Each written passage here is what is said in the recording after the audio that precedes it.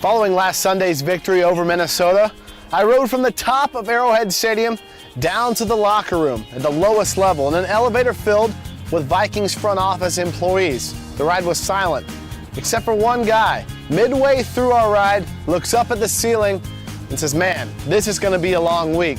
His neighbor looks at him and says, "The worst."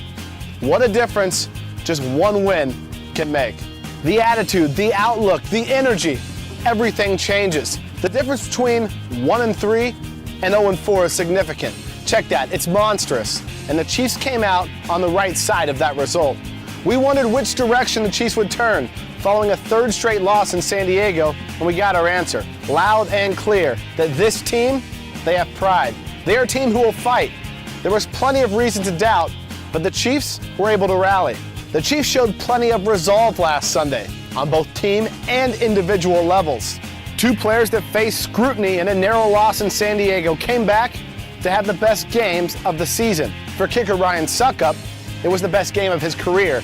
After starting the year making just 2 of 5 field goal attempts, Succop tied a franchise record, going 5 for 5 on his kicks against the Vikings, including not one but 2 50-plus yard kicks that helped the Chiefs regain lost leads. His 54-yard blast was a career best that showed he never lost confidence in his ability. The same goes for Matt Castle, who faced heavy criticism for the Chiefs' slow start. He bounced back with his best game of the season when the team needed it most, maybe even when he needed it most.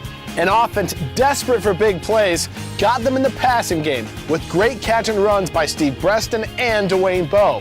After struggling against the run for the first 3 weeks of the year, the Chiefs defense swarmed running back Adrian Peterson and limited the All-Pro playmaker to just 80 yards on 23 carries. There were plenty of reasons to doubt the Chiefs, and quite frankly, there were plenty of reasons for the Chiefs to doubt themselves. But just one win is all it takes to turn the tide. The Chiefs now head on the road to winless Indianapolis with a different aura surrounding them.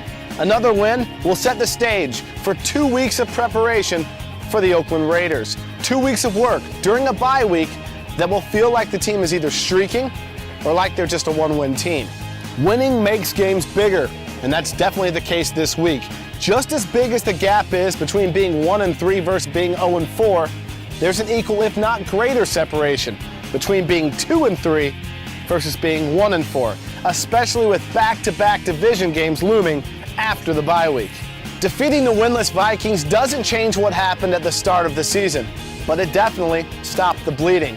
A wave of confidence has infused the Chiefs' locker room, and now it's up to these players to make sure that confidence isn't temporary. It's amazing what can happen when one win leads to two.